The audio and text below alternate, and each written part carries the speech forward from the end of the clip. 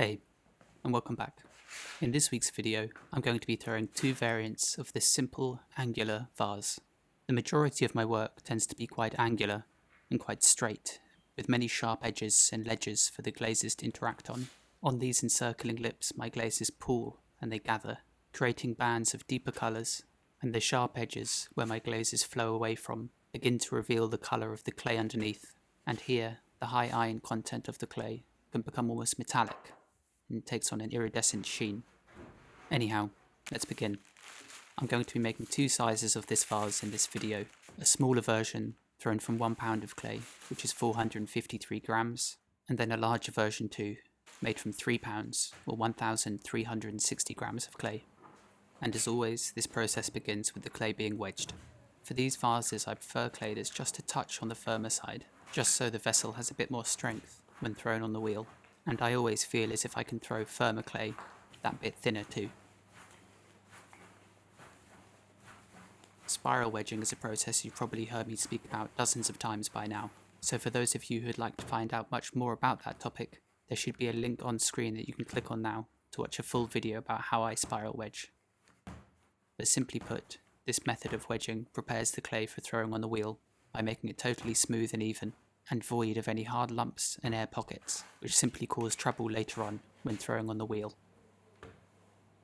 I then tear away lumps of clay and measure them out to be 1 pound each, which is 453 grams. I don't know about you, but us potters in the UK tend to use both imperial and metric measurements, which can get a bit confusing from time to time. These next few clips show you how I spiral wedge really small lumps of clay. With my left hand, I push the clay down and then I bring it up with a little bit of a twist. In theory, I could do this entire thing with one hand, although it would be much slower.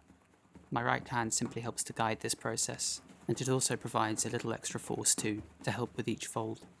Then finally I roll the ball of clay up, so the base is nice and round. That way, when the clay is slammed down onto the wheel head, it doesn't trap any air underneath it. When I'm making more simple vessels, such as mugs or beakers, things with one simple, straight plane, so to speak, I tend to not wedge my clay quite so much, or as thoroughly. But with these vases, with their angular sides, there's a lot more opportunity for things to go wrong. When I'm throwing mugs, for instance, one small air pocket or bubble really isn't the end of the world. It can be ignored or dealt with in a matter of seconds. Or I can compress the rim in such a way when I'm throwing that the undulation created by the air pocket is simply squashed down. You'd never even realise it was there. But that isn't the case with these vases, and I do really go above and beyond to make the clay as even and perfect as possible.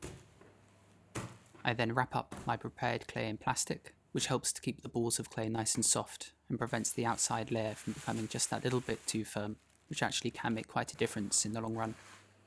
As always, this process begins with the lump of clay being centered on the wheel. First, you can see just how hard I'm squeezing by looking at the fingers on my right hand. These are forcing the clay inward, while my other hand is forcing the clay down from on top. And here, although I've switched the positions of my hands, the same thing is still happening. One hand is pushing inward, while the other hand is pushing down. This, in combination with my upper body weight being lent onto my arms, is what helps to get the ball of clay nice and centered. I then use my index finger and thumb to carefully open up the ball of clay and form the base, which for these 1 pound versions I try to leave at about ½ centimetre thick. I then go to do my first pull of clay. I reach right inside the pot into that bottom corner in the base, and with a knuckle on the outside and the pads of my fingers on the inside, I pinch and I squeeze them together, which forces the clay upward. Once you've got the clay moving, it's important to remember that your motion going up needs to be consistent and smooth. There aren't any hesitations, as that's when you create thin spots, and ideally what we're trying to create is a pot with a thinness that's the same the entire way up.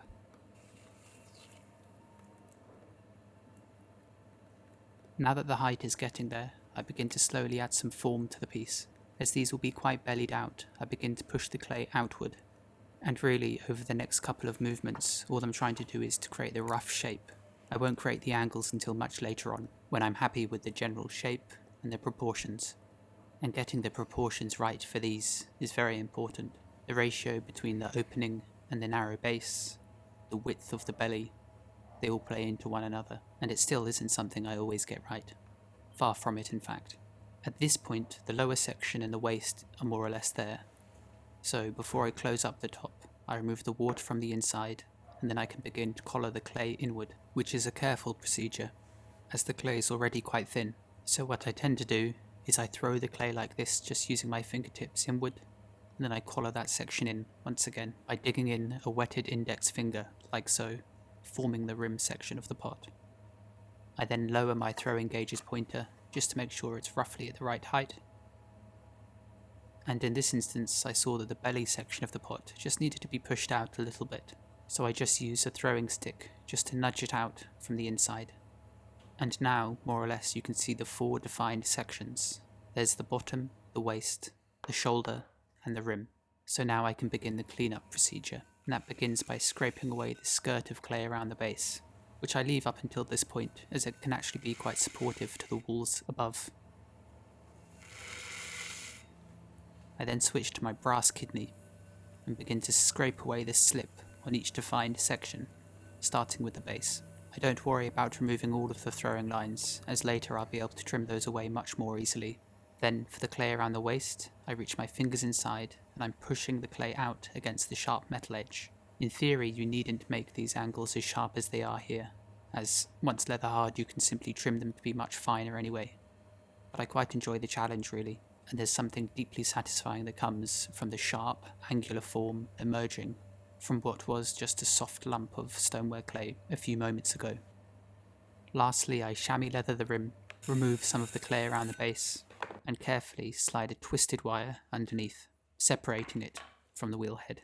And then with dried hands, I pluck the pot away and set it aside with the others.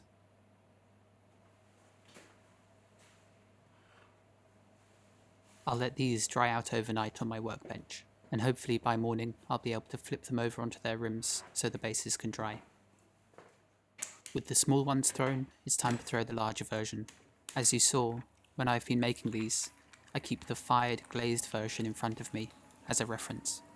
With this larger amount of clay, I make sure to cone it up and down a few times, to really align the particles and to make sure it's as thoroughly wedged as possible. Coning also helps to really get the piece nice and centered. As you can see, there's a slight wobble in the clay at the moment, but after a few cones up and down, it'll more or less be totally gone. Coning the clay also helps to prevent S-cracks from happening, so if you're experiencing those, maybe try coning your clay a bit more than usual. Although I have to say, this high iron stoneware clay body barely ever cracks or S-cracks at all. In fact, it's really quite stable, although it does like to warp a little bit when fired to very hot temperatures. Now that the clay has been centered, I can begin to open up and form the base. And really this entire process is much like throwing the smaller one, although you'll notice that generally I take things a lot more slowly, which I'd say is always the case when you scale forms up and throw with large pieces of clay. Once the base has been thrown and compressed, I use a wet sponge on the outside, and this is doing exactly what my knuckle was doing before. It just provides more surface area, and it also has the added bonus of staying wet the entire time. And it's something I always tend to do when I throw slightly large pieces, for the first couple of pulls at least, as I feel it really lets me dig in and pull up much more clay.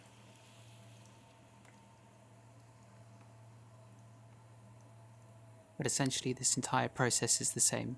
I'm simply trying to throw a pot that has nice even walls from bottom to top. You'll see as I reach the top of this pull that I use the fingers of my left hand to compress the rim down just for a brief moment. This simply helps to keep things level after every pull. Now that the cylinder has got more narrow, I switch to using my knuckle on the outside, and you can see just how slowly I'm moving. I can get away sometimes when I'm throwing smaller vessels by throwing very quickly and moving the clay around really fast, but it just isn't worth it when you're throwing larger pots. Although I'm certain there'll be potters out there who disagree with me. The important thing to remember about throwing is that every single potter does it slightly differently. Our hands are different shapes and sizes. Some are more flexible than others.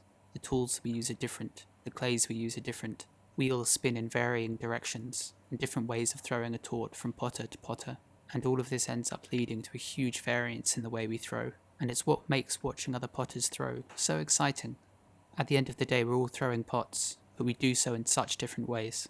And every single throwing tutor I've had over the years when I was learning, each taught me to do so in a different way.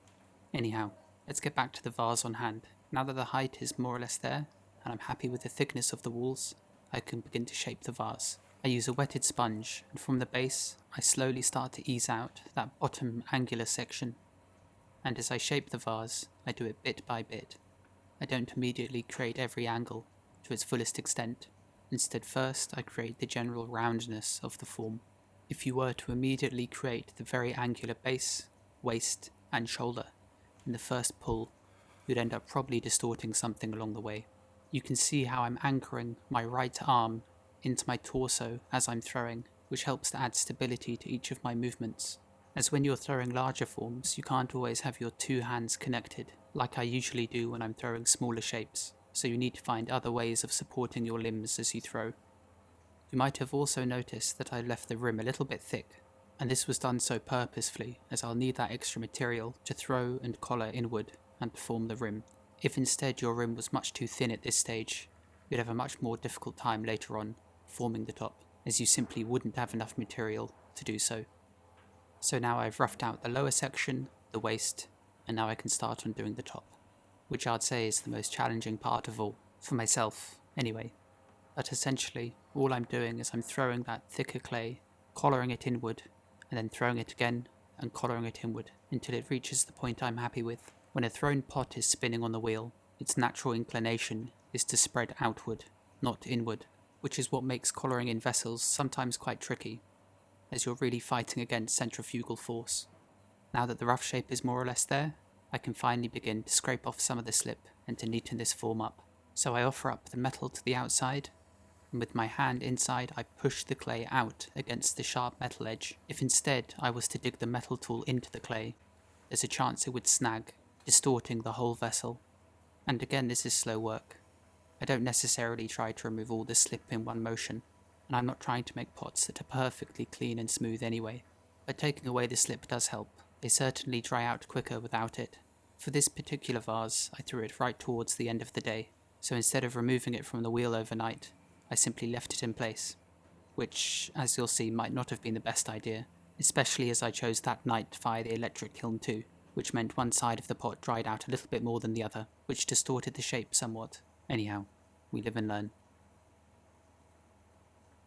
Once the shape's more or less finished, I just spend a few little moments refining certain edges. Then again I remove that skirt of clay from the base carefully, and I say carefully as you do need to pay some attention here, as occasionally that big curl of clay that builds up on the blunted trimming tool can get stuck, and you end up pushing it into the wall of the pot, deforming it. I'm sure those of you who've experienced that will know what I mean. And lastly, like always, a brief chamois over the rim, just to soften it.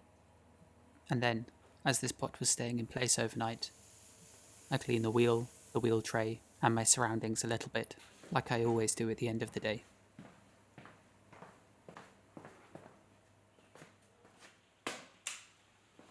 This is now the next morning, and the pot is more or less completely leather hard, although it did need a quick blast with the heat gun. And you can see here, as the pot is spinning, the slight twist it has after drying a bit unevenly overnight. But, no matter. There's nothing I can do about it anyway, so I'll just have to work around it. As this piece is already firmly attached to the wheel, I never wired it off. I can quite easily trim away from each surface, without having to worry about the pot dislodging, and then I use this sharp trimming tool to carefully turn away a skim of clay from each of the planes of the pot, further refining the shape and removing some of the excess clay to make the pot lighter.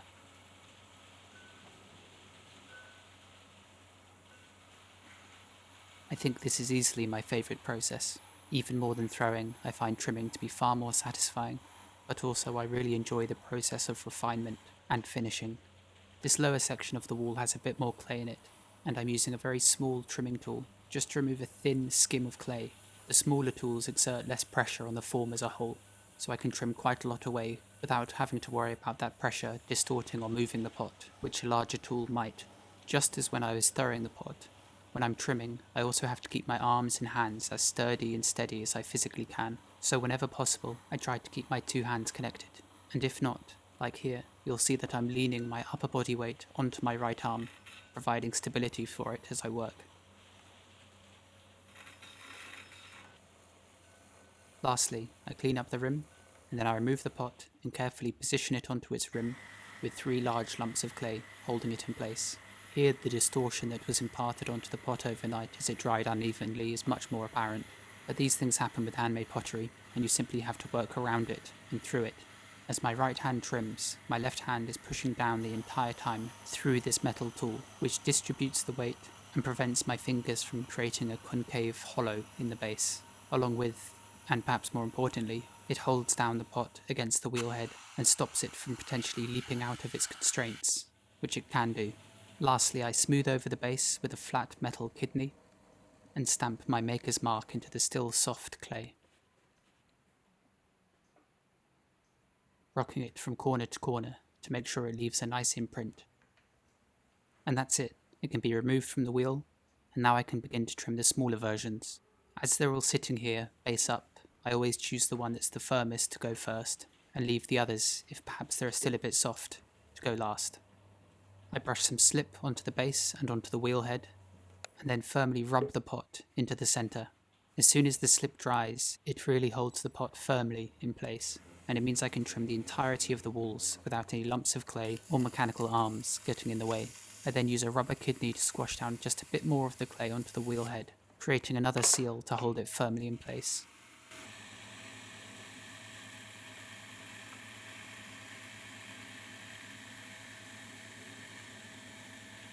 And essentially, all I'm doing is the exact same thing that I did on the larger vase, just on this miniature version. I thin out the walls and I define the shape. These little things are really very light once they're finished, almost surprisingly so, which is a quality I love.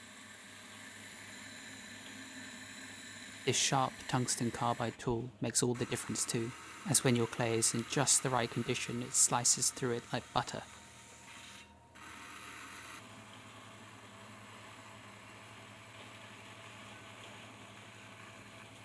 None of these trimmings are wasted. I collect all of them into a big bucket and I slake them down with water, and eventually I'll be able to wedge up this clay and use it to throw new pots from. For these base sections especially, I trim a lot away from these, as when they were thrown, they had to be thick enough to allow me to pick them off the wheel from. Equally, if I threw them as narrow as I wanted them in the end, they'd be a pain to shape, so instead they're left a bit thicker when thrown, before being trimmed nice and narrow once leather hard.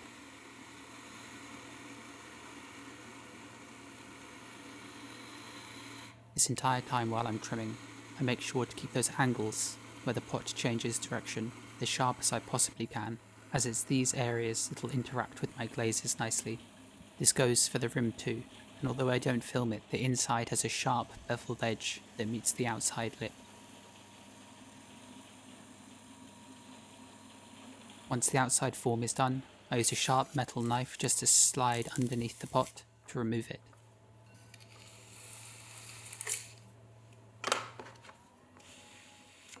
The vase is then flipped over and carefully placed on its rim, and I only very lightly tap center it to get it in the middle, as the sharp rim is quite susceptible to damage at this point.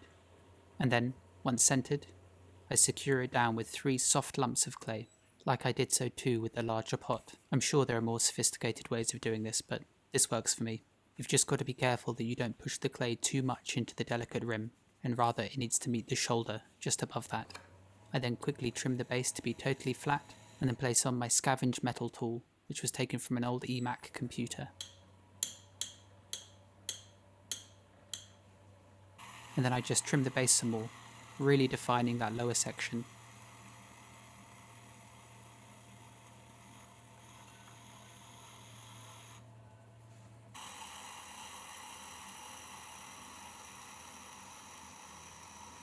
The tool on top could be anything really. It could be a flat disc, a bottle cap, as long as it's comfortable to push on and helps to keep the pot firmly in place. For these vases, it also acts as a good measure, and I trimmed all of my smaller vases, so the narrow base ended where the metal of the trimming tool ends too, which helps ensure they're all the same. I then do a very light pass over, just to smooth off the clay, and then I can begin to trim the beveled edge into the base.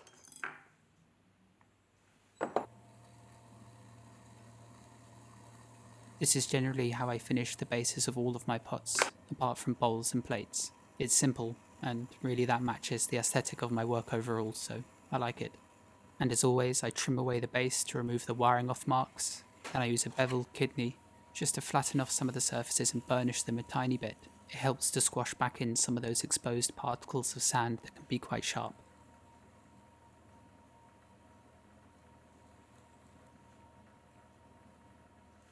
I thought I'd include this footage quickly, which shows the mirror in front of me as I work, which shows you the two views I have as I'm working, one from above, and then one through the mirror, where I can see the profile of the pot.